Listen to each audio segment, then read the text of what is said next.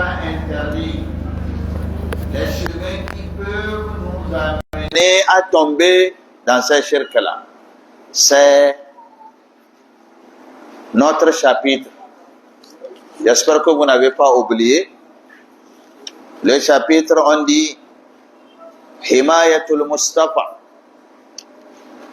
Himayatu al-Mustafa. Al-Mustafa, c'est le prophète Mohammed sallallahu alayhi wa sallam. Himaya. Il a protégé. Il a protégé. Sallallahu alayhi wa sallam. Il a protégé sa communauté. Il a déjà fait avant qu'il ne parte. Il les a montrés. Il les a protégés.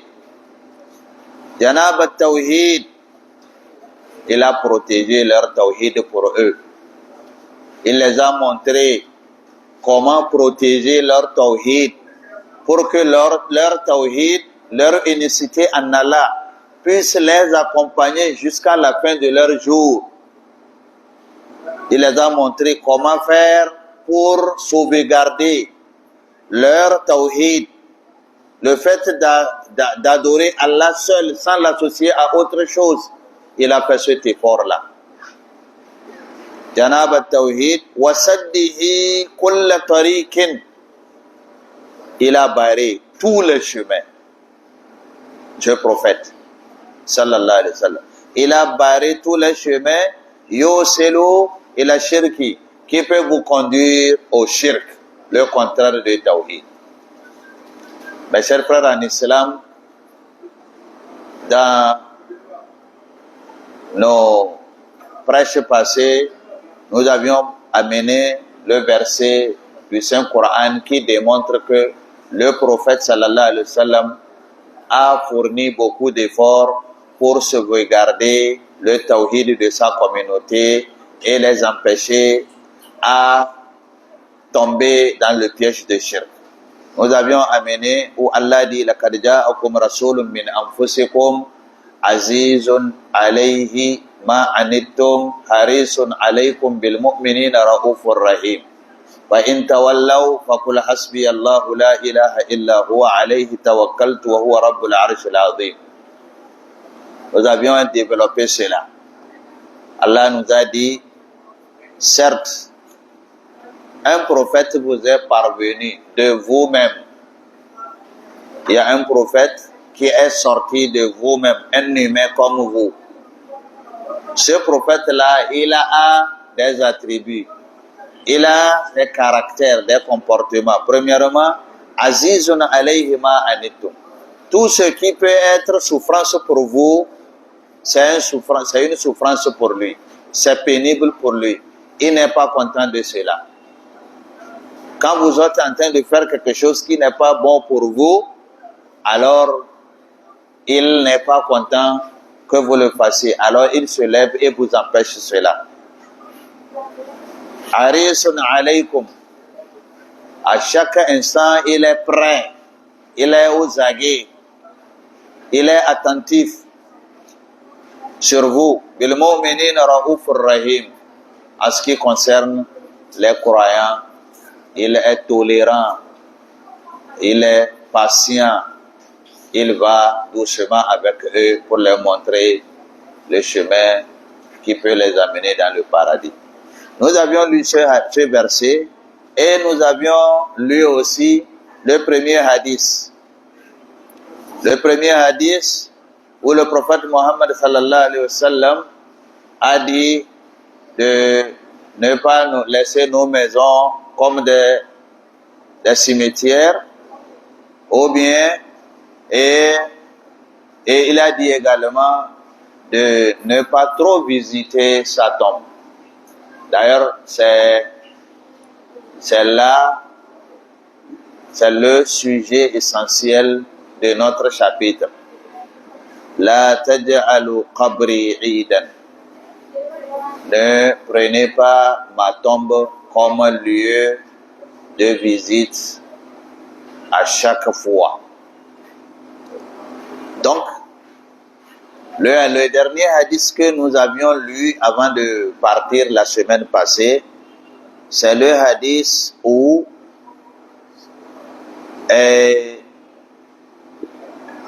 qui a été rapporté par Ali ibn al-Hussein, Ali fils de Hussein, annahu ra'a rajulan, il dit qu'il a vu quelqu'un. Donc c'est le hadith que nous devons continuer à expliquer.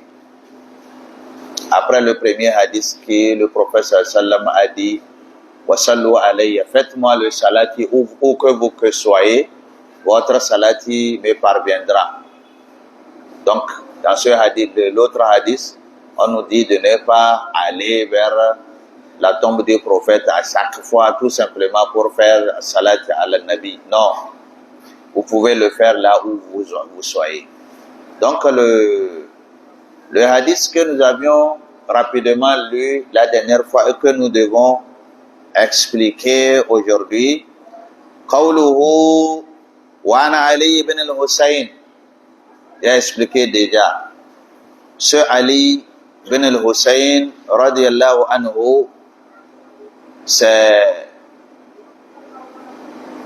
n'est pas Sayyidina Ali lui-même, j'ai déjà expliqué. C'est le petit-fils de Sayyidina Ali. Ali, fils de Hussein, Hussein, fils de Ali bin Abi Talib. Nous avions expliqué ça. Radiallahu anhu. Annahu ra'a rajulan. Donc, وعن علي بن الحسين رضي الله عنه أنه رأى رجلا. Le petit-fils de Ali, qui s'appelle aussi Ali, c'est lui qui a dit qu'il a vu quelqu'un. Ra'a rajulan, il a vu quelqu'un. Nous sommes en train de parler de la tombe du prophète Mohammed sallallahu alayhi wa sallam. Bien qu'il soit le plus grand des prophètes, bien qu'il soit le plus aimé des hommes sur cette terre, il a dit à ses compagnons, pour qu'ils puissent dire à toute la communauté du monde entier de ne pas visiter sa tombe à chaque moment. Ne pas aller visiter sa tombe à chaque occasion. Vous allez. C'est ça qu'il a dit. Wala taj'alu qabri idan. Ne considérez pas ma tombe comme Eid. On a expliqué Eid déjà. Eid, c'est la fête. Et le mot Eid, ça provient du mot Ada. Ada, en arabe. Ada, il est revenu. Ya'udu, il revient. Et on a mis Eid, le jour qui revient. Chaque année, le premier Shawwal, après Ramadan, chaque premier Shawwal, nous allons prier à la place de la fête. Nous allons prier chaque premier Shawwal de chaque année. Chaque 10e jour de Zulhijjah, nous allons encore prier. Le fait d'aller chaque année dans une place pour prier, on appelle ça Eid. Parce que Ya'udu kulla sana, ça se répète. Il y a donc le mot répéter chaque année, ou bien répéter chaque mois, ou bien répéter chaque semaine, ou bien répéter chaque jour. C'est pour cela ici le prophète a dit La taj'alu qabri idan. Ne répétez pas des visites vers ma tombe. N'allez pas chaque fois. Non, je ne veux pas. Wa sallu alayya. Faites-moi le salati. Faites-moi le salati. Si vous voulez me faire le salat, faites-le pour moi. Où que vous soyez, cela me parviendra. Donc, c'est de ça que nous sommes en train de parler. Ici, Ali, fils de Hussein, fils de Ali, ce Ali qui est le petit-fils de Ali, le grand Ali que vous connaissez, c'est lui qui nous dit annahu ra'a rajulan, il dit qu'il a vu un homme yaji'u ila furjatin, qui va yaji'u, qui va dans un coin kanat inda qabri nabi, un coin qui se trouve à côté de la tombe du prophète Mohammed sallallahu alayhi wa sallam. Il a vu quelqu'un qui est en train de se diriger vers un coin, un angle de la tombe du prophète sallallahu alayhi wa sallam. Fayadkhulu fiha, il rentre dans le coin, fayad'u, et il implore son Seigneur. Il dit, chaque fois que je le vois, il va là-bas. Fanahahu, Ali, fils de Hussein, a interdit au gars. Et de quel droit Ali interdit au gars? Parce que ce Ali est un descendant du prophète Mohammed sallallahu alayhi wa sallam. Et l'homme le connaît. Et ce Ali, c'est quelqu'un de bien. C'est un savant. C'est un savant. Il est parmi les descendants du prophète sallallahu alayhi wa sallam parce que sa maman, c'est Fatima. Fatima, c'est la fille du prophète Mohammed sallallahu alayhi wa sallam. Non seulement il est proche du prophète, c'est un proche du prophète, mais surtout, il est savant, il connaît.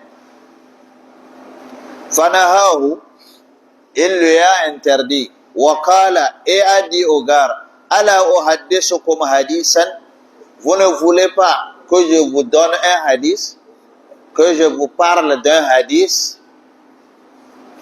Sami'tuhu min abi, j'ai écouté ce hadith auprès de mon père, qui est Al-Hussein. An-Jaddi, mon père, a écouté ce hadith auprès de son père, donc de mon grand-père, qui est Sayyidina Ali. Sayyidina Ali, quand tu dis Sayyidina Ali, c'est fini. Tu es à côté du prophète, ça.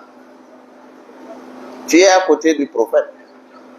Tu ne peux pas voir le prophète, tu ne peux pas voir le prophète sans Ali, sans Abu Bakr, sans Omar. Ça veut dire ils ont bûché plusieurs hadiths.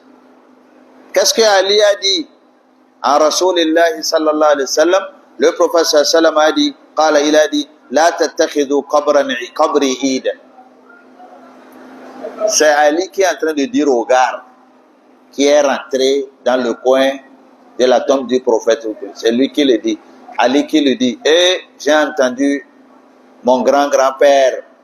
J'ai entendu mon père. Il a entendu de son père, qui est mon grand-père, donc a entendu. Le prophète sallallahu alayhi wa sallam a dit quoi? Ne prenez pas ma tombe comme lieu de visite répétée. Des visites répétées. Chaque fois là-bas, chaque fois là-bas, chaque fois là-bas. Non, le prophète a refusé cela. Wala buyutakum kuburan. Il a continué le hadith. Il pourrait s'arrêter ici parce que c'est ce que lui veut que le gars entende. Mais il a amené le hadith au complet. Pour respecter la parole du prophète. On ne doit pas les couper. Parce que ce que les gens font aujourd'hui, quand ils écoutent la parole d'un prédicateur, il est en train de prêcher, et il a parlé de quelque chose, les gens, pour pouvoir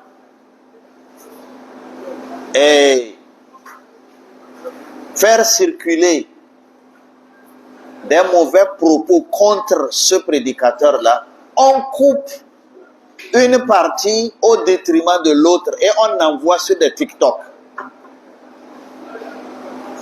Maintenant, c'est ce qui se passe. les ennemis de l'islam. Je suis par exemple en train de prêcher. Je prêche. Dans mes prêches, j'ai dit par exemple, Allah subhanahu wa ta'ala pardonne à celui qui a fait des fautes qui ne sont pas des shirk, mais ne pardonne pas à toute personne qui a fait des shirk. On peut couper là où j'ai parlé de shirk et coller pour dire que j'ai dit que le shirk ce n'est pas un problème. Wallahi, les gens m'ont envoyé ces jours-ci beaucoup de clips de TikTok, parce que le TikTok là, vous pouvez couper ici pour mettre là.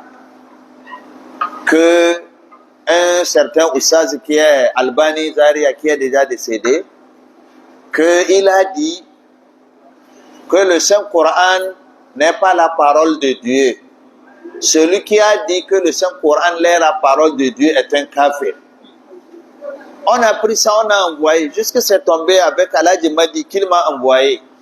Il a crié avec les gens, je ne sais pas si c'est au Ghana où on lui a dit que bon, voilà ce que Albani même a dit, que le Saint-Coran n'est pas la parole de Dieu. Que celui qui dit que le Saint-Coran est la parole de Dieu est un kafir. Or, ce n'est pas comme ça. Albani disait que, entre-temps, dans l'histoire ancienne, après le prophète bien sûr, il y a eu un chef, un grand sultan, qui est un musulman mais qui a déraillé. Il est rentré parmi ceux qui disent qu'il n'y a pas de hadith. Donc, il est rentré dans leur secte et avec sa force, il a appelé les grands imams de la ville pour leur dire que est-ce que le Saint-Coran est la parole de Dieu ou bien le Saint-Coran n'est pas la parole de Dieu. Et les imams l'ont dit que c'est bien sûr la parole de Dieu, directement la parole de Dieu. Et il a dit que si vous me dites encore que le Saint-Coran est la parole de Dieu, je vais vous emprisonner. Je vais même vous tuer. Donc, les gens ont coupé là où on a parlé de ce sultan-là et on laissé, si vous dites que le Saint-Coran est la parole de Dieu, vous serez kafir. Ce que le sultan avait dit, comme Oustaz Albani de Zaria est en train de narrer ce que le sultan a dit, on a coupé, on a laissé la partie. Et on est en train de diffuser ça. Puisque c'est pardon, on me dit que voilà ce que Albani Zaria a dit. Il dit que celui qui considère, il dit que non, c'est pas comme ça. C'est pas vrai. Albani Zaria n'a pas dit ça. Pourquoi les gens coupent les endroits qu'ils veulent faire écouter aux gens et laissent les parties qu'ils ne veulent pas faire écouter aux gens? Donc il faut faire extrêmement attention. Donc ici, quand Ali est en train de donner le hadith, il a tout narré. Il n'a pas coupé. Bien que c'est là où il veut. Donc quand vous amenez un hadith du prophète, vous êtes en train de enseigner quelqu'un ou bien vous êtes en train de parler, de prêcher, de faire. Amenez toujours un hadith qui est au complet. Amenez toujours le hadith à son complet. Parce que comme le prophète a dit, amenez-le exactement comme ça. Ici, il dit, la tattakidu qabri idan. C'est ce qu'il devait dire aux gares et se taire. Mais il a continué. Wala buyutakum kuburan. Il a également dit, ne laissez pas vos maisons comme des cimetières. Wa sallu alayya. Le prophète a dit, faites-moi le salam. Fa inna taslimakum, parce que votre salat wa salam que vous allez me faire, Yaboulogani, ça me parviendra. Aïna kuntum, où que vous soyez. Voilà le hadith qui nous interdit d'aller vers la tombe du prophète sallam pour soi-disant lui faire le salat wa salam. Il y a beaucoup de leçons que nous devons comprendre, mes chers frères en islam. Nous devons connaître beaucoup de choses. Cheikh al-Islam Ibn Taymiyyah, rahimahullah ta'ala, qu'est-ce qu'il a dit? Vous avez compris le hadith. Il dit, Fanzur hazihi sunnah. Mon frère, et de regarde cette sunnah. Quelle sunnah? Ce hadith. Qu'est-ce qui se trouve dans le hadith? Le prophète dit lui-même, La taj'alu qabri idan. Je ne veux pas de visite répétée vers ma tombe. C'est une sunnah. Celui qui va là-bas, c'est un bid'a qu'il est en train de faire. Celui qui ne va pas vers la tombe du prophète, c'est la sunnah qu'il est en train de pratiquer. Et le prophète a dit, faites-moi le salat wa salam, où que vous soyez, ça me viendra. Cheikh l'Islam nous dit, Unzur, regarde bien, hazihi sunnah, cette sunnah-là. Kayfa mukhrijuha min ahli al-Madina. Regarde, ceux qui ont amené le hadith là, ce sont les gens de Médine. Ceux qui ont amené ce hadith, ceux qui ont bûché, mémorisé le hadith et qui nous ont fait pardonner aujourd'hui à travers les époques, c'est les gens de Médine. C'est les gens de Médine où le prophète vivait. Ça c'est un. Wa ahlul bayti. Ce sont ses proches, les proches du prophète. Ils font partie de ce qu'on appelle ahlul bayt. Ahlul bayt, c'est la grande famille du prophète Mohammed sallallahu alayhi wa sallam. Vous avez entendu, on appelait Ali, fils de Hussein. Hussein, fils de Ali. Vous voyez? Ali, Hussein, Ali, tout cela, c'est la famille du prophète. La descendance du prophète. Ça, c'est un. De deux, ils sont de Médine. Ils étaient là. Ali qui a amené ça, il était à Médine. Il n'était pas quelque part où on lui a rapporté ce que le prophète a dit. Il y a deux atouts. Premièrement, c'est la famille du prophète. Deuxièmement, il était à Médine. Cette sunna, elle est donc authentique. Elle est authentique. Les gens d'aujourd'hui qui disent que oh, laissez-nous, nous allons visiter, c'est pas le prophète. Est-ce que nous avions dit que nous allons l'adorer? Laissez-nous aller, laissez-nous. Et maintenant, les gens vont chaque fois, comme je l'ai dit, au pèlerinage. Quand les gens arrivent à Médine, oh, il y a quelqu'un qui ne veut même pas rentrer dans l'hôtel qu'on les a dit. Il jette son sac, il court. Il va à la mosquée du prophète. La première chose qu'il fait, il dit, montrez-moi, montrez-moi là où se trouve sa tombe, là où se trouve ta tombe. Il pense que quand il arrive là-bas, il va voir le prophète. Lui, c'est la chose qui l'a amené à Médine. Or, c'est pas ça qui t'a amené à Médine, mon frère. Ce qui t'a amené à Médine, c'est la mosquée du prophète. Tu es venu à Médine pour la mosquée du prophète. Parce que si tu pries dans la mosquée du prophète, tu auras des récompenses énormes. Tu auras plus de récompenses, 1000 fois de récompenses que si tu avais fait la prière dans ta mosquée, dans la mosquée de ta ville. Voilà pourquoi tu es parti là-bas. Et tu as voulu visiter la tombe du prophète. D'ailleurs, tu ne le verras pas. Tu ne verras pas la tombe. Mais seulement tu verras des grillages. Le mur est entouré. Tu veux aller? Bon, une fois, on peut autoriser cela.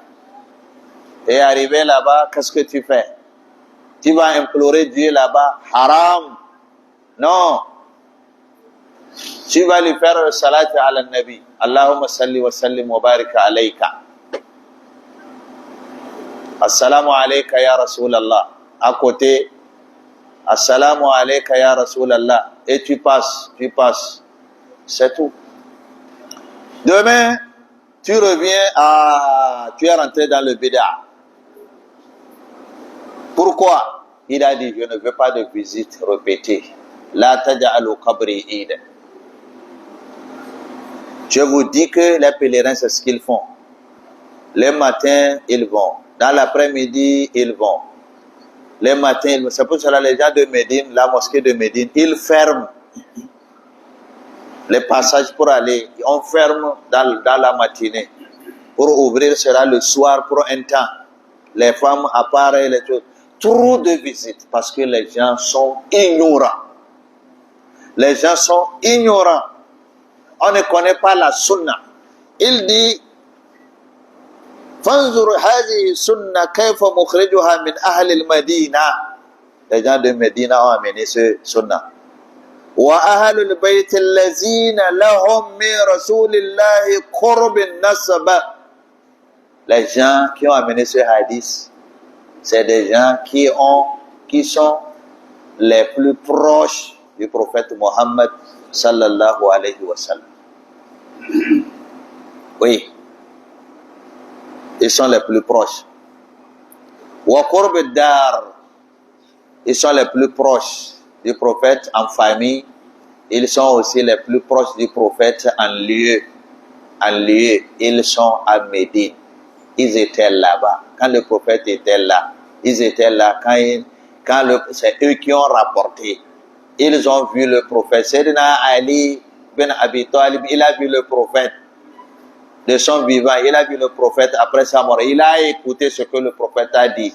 Il est du prophète, c'est le jeune du prophète. C'est lui qui s'est marié à la fille du prophète. C'est son petit frère, c'est le petit frère du prophète. Parce que c'est le père de Ali qui a éduqué, qui a adopté le prophète sallallahu alayhi wa sallam jusqu'à son mariage. Il n'y a pas de famille le plus proche du prophète comme Sayyidina Ali. Il a dit ça. Ce qu'il a dit, c'est ça. Il y a la sunna.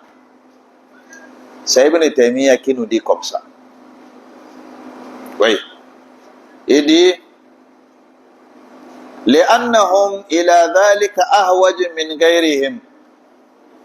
Ces gens-là qui ont amené le hadith, Sayyidina Ali, son fils Hussein, son petit-fils Ali, est-ce que nous pensons qu'ils ne veulent pas le paradis? Est-ce qu'ils n'aiment pas le prophète? Normalement, à cause de l'amour qu'ils ont pour le prophète Mohammed sallallahu alayhi wa sallam, لأنهم إلى ذلك أحوج, c'est eux qui auront plus besoin de se rapprocher du prophète sallallahu alayhi wa sallam ou de sa tombe, puisque c'est le membre de leur famille. Normalement, c'est eux qui auront le plus besoin de se rapprocher de lui. Puisque se rapprocher de sa tombe n'est pas bien, ils ne l'ont pas fait. Ils ne l'ont pas fait. Ils n'ont pas considéré la tombe du prophète comme lieu de visite répétée. Ils ne l'ont pas fait, malgré que c'est l'homme le plus... Ils sont plus proches du prophète que nous, mais nous, on le fait. Est-ce que c'est nous qui aimons le prophète plus que eux? Non. Pourquoi nous ne voulons pas faire ce que les gens qui ont vécu avec le prophète font?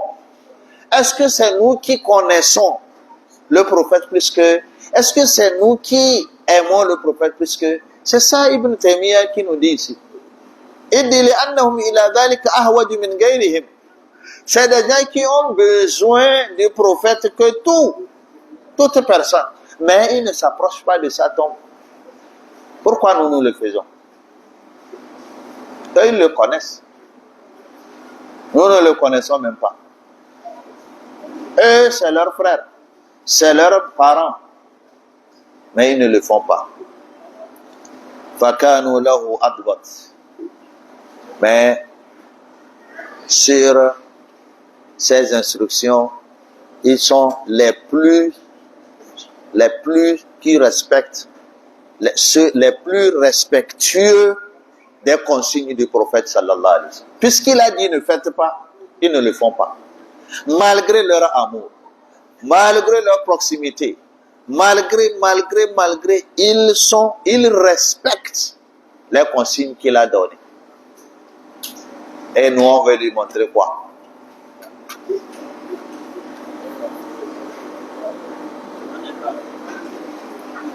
Mes chers frères en islam, je pense que vous comprenez un peu ce que nous sommes en train d'expliquer. Quand on dit aux gens que ça là, ce qu'ils font là, ce n'est pas bien, les gens veulent nous montrer que nous n'aimons pas le prophète, ou bien, oui, les wahhabiyas là, c'est les gens, toutes choses qui, quand vous voulez dire, en fait, vous êtes en train de faire quelque chose que le prophète n'a pas fait. Il n'a pas fait. Non seulement il n'a pas fait, il a dit de ne pas faire. Iyyakum wal muhaddasatil umur. Méfiez-vous des innovations, des choses nouvelles qu'on amène dans la religion. Moi, je ne serai pas là. C'est ce qu'il a dit. Moi, je ne serai pas là. Je m'en vais. Mais celui qui sera là après moi, il verra beaucoup de changements dans cette religion. إنه من يعش منكم فسيرى اختلافا كثيرا. Celui qui vivra longtemps parmi vous, il verra beaucoup de changements dans cette religion. Il verra beaucoup de bid'a. Wallahi, chaque fois les bid'a, ça continue. Les bid'a de l'année passée, cette année encore, les bid'a ont encore augmenté. Chaque année, les bid'a, puisque les bid'a, c'est le mensonge. Et le mensonge a plusieurs formes. Mais la vérité, elle est unique. La sunna, elle est unique, elle ne change pas. Depuis ce que le prophète a enseigné, c'est ça qui continue d'être là. Le prophète a dit, hey, les gens sortiront pour dire que c'est eux qui aiment le prophète. Ils vont faire des choses. Si vous voyez ce qu'on fait au pèlerinage, si vous voyez ce que les gens vont faire, les gens même qui vont au pèlerinage, ils ne savent pas que le fait d'aller tous les jours visiter la tombe du prophète, c'est un péché. Ils ne le savent pas. Ça, c'est le prophète, hein, la meilleure personne au monde. Hein. On vous dit de ne pas aller vers sa tombe chaque fois. Et vous voyez les gens qui vont au cimetière chaque fois. Chaque fois, ils vont là-bas. Parce qu'il a son père là-bas. Parce qu'il a son fils là-bas. Parce qu'il a. Vous voyez, on lui dit de ne pas le faire, il dit non. Personne n'a le droit de lui interdire cela. Oui, nous, wallahi, c'est Allah qui va nous pardonner beaucoup de choses que nous faisons. Wallahi, c'est Allah qui va nous pardonner. La religion, là, nous sommes en train de la pratiquer comme bon nous semble. Wallahi. Quand on nous parle, on nous donne, les oustas nous expliquent les choses, on ne veut même pas les écouter. Regardez un peu ce qu'on nous dit à propos de la tombe du prophète. Les gens vont revenir du pèlerinage, ils vont vous dire que, oh, hier même j'ai été, demain je serai encore. Quand tu vois les gens qui vont à la mosquée, la chaque fois ils disent que j'ai prié dans la mosquée et en même temps j'ai été voir. Hier encore c'est comme ça, j'ai été voir. Non.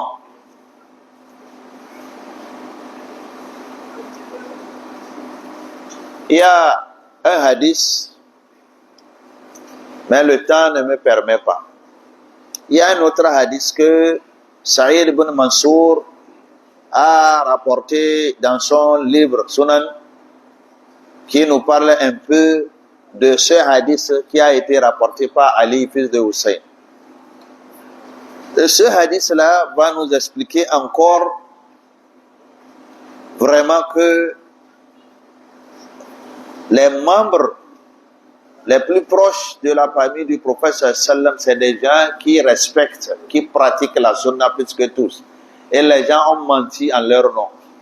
Et les gens ont dit des choses fausses sur eux et les gens sont en train de faire les bid'a pour dire tout simplement parce que c'est eux qui aiment le prophète. Parce que les gens de Tariqa, quand tu ne fais pas Maulid, la fête de la naissance du prophète, est-ce que c'est lui qui a dit? Vous voyez le nombre de pays qui fêtent ça. Beaucoup de pays dans le monde entier. Le jour de la fête, il n'y a même pas de travail. C'est-à-dire le 12e jour de Rabi al-Awwal. Quand vous allez au Niger, il n'y a pas de... C'est férié. Quand vous allez au Mali, c'est férié. Au Sénégal, c'est férié. Au Maroc, c'est férié. Tunisie, tous ces pays arabes-là, sauf les pays du Golfe. Par exemple, l'Arabie Saoudite, le Qatar, le Koweït. Ceux qui font la sunna, là, les pays qui font la sunna, même si ils ont beaucoup de problèmes avec eux, c'est ces pays-là qui ne font pas. Presque tous les pays. Ici au Togo, on nous a appelé une fois, pourquoi vos pays, les pays vos voisins là, pourquoi ils font la fête de la naissance du prophète? Pourquoi vous ne faites pas? L'Union musulmane, une fois, on nous a demandé comme ça. Venez faire la fête, ou bien on va voir le gouvernement, on va aussi mettre, même si vous ne fêtez pas, au moins comme mettre les jours. On a appelé les oulémas. Les oulémas ont dit que non. Nous, au Togo, alhamdulillah, c'est la sunna du prophète Mohammed. C'est ça qui domine. Il y a les tarikas, mais ils ne sont pas nombreux. Il y en a d'autres tarikas. Mais c'est la sunna qui domine. C'est la sunna qui domine. Nous n'avons pas trouvé un hadith, même un mauvais hadith. Un hadith pourri. Nous n'avons pas trouvé où on a dit que le prophète fête le jour de sa naissance. Il n'y a pas. Ceux qui le font, ils disent que oui, puisque tous les lundis et les jeudis, le prophète a exhorté les gens à faire le jeûne. On lui a dit pourquoi? Il dit parce que je suis né un lundi et le jeudi, c'est les œuvres, Allah les fait monter en haut, les œuvres de l'homme. Puisqu'il a dit je suis né un lundi, cela veut dire que le fait d'être né un lundi, il a fait qu'il est en train de fêter en faisant le jeûne. Est-ce qu'on jeûne, on fête en jeûnant? Non. Ils ont tourné là-bas pour voir si ça peut passer, ça n'a pas passé. Ils ont fait. Mon frère, la fête de la naissance là, on a commencé à le célébrer 400 ans, je crois. 400 ans, je crois, après le prophète sallallahu alayhi wa sallam. C'est tout récent. Donc, ce n'est pas authentique. Maintenant, est-ce que nous qui le faisons, est-ce qu'on a tort? Puisque là-bas, on lit les versets, on lit le hadith, on lit. Donc, on n'a pas tort. En fait, c'est qu'on... Mes frères, comment est-ce que tu vas nous dire ça? Est-ce que les gens qui ont vécu avec le prophète, sallallahu alayhi wa sallam, Abu Bakr, Omar, Ousmane, Ali, ces gens-là, citons seulement ces gens-là, est-ce qu'il y a quelqu'un aujourd'hui qui aime le prophète plus que ces gens-là? Non. Il n'y a pas dans le monde entier. Quel que soit l'amour que tu as voué au prophète sallallahu alayhi wa sallam, wallahi, tu ne peux pas atteindre ces gens-là. Ces gens-là, tu ne peux pas les atteindre. Tu ne peux pas faire comme ce qu'ils ont fait. En foi, tu ne peux même pas les égaler. En amour, en leur Seigneur et au prophète, tu ne peux pas les égaler. Ils n'ont pas fêté. C'est quelque chose comme ça ici, on est en train de dire. Ils n'ont pas fêté. S'ils n'ont pas fêté, c'est que il n'y a pas cette fête-là. Toi, tu ne peux pas nous dire qu'aujourd'hui, parce que tu l'aimes, tu veux fêter. Tu es en train de le désobéir en fêtant, parce que lui, il a dit, Iyyakum, méfiez-vous, wa muhaddassatil umur, avec les innovations dans la religion. Fa inna kulla muhdathatin bid'ah. Chaque innovation est bid'ah. Toute chose que vous amenez en religion, c'est pas la religion, vous êtes en train de bid'ah. Wa kullu bid'atin dalala. Et chaque bid'ah, c'est une perdition. Vous êtes en train de vous perdre. Et c'est vrai. C'est-à-dire que si on nous avait laissé les moyens d'amener des choses nouvelles dans la religion, ce qui va se passer, wallahi, on ne serait pas ensemble aujourd'hui devant un imam et derrière un imam avec même prière identique. Tout ce que nous faisons, c'est identique. Quand vous allez n'importe où, La prière que nous avons priée Maghrib, c'est ça que vous allez voir au Bénin, à la mosquée de Cotonou, c'est comme ça. Quand vous allez à la Mecque, c'est comme ça. La même chose. Parce qu'on a dit pas de bid'a, pas d'innovation. Si on nous avait laissé les moyens, chaque jour, nous allons amener des nouvelles choses. Comme les autres religions, ils sont en train de faire chaque fois. Mes chers frères en islam, nous allons nous arrêter ici. À la prochaine fois, nous allons amener le hadith de Saïd ibn Mansour, le hadith qu'il a rapporté, pour que nous puissions comparer au hadith apporté par Ali ibn Hussein, pour que nous puissions comparer et voir vraiment les gens qui sont les plus proches du prophète, c'est les gens qui ont respecté les consignes que le prophète a données. Et ce n'est pas à nous de démontrer que nous aimons le prophète en innovant, en faisant des choses qui ne sont pas dans la religion.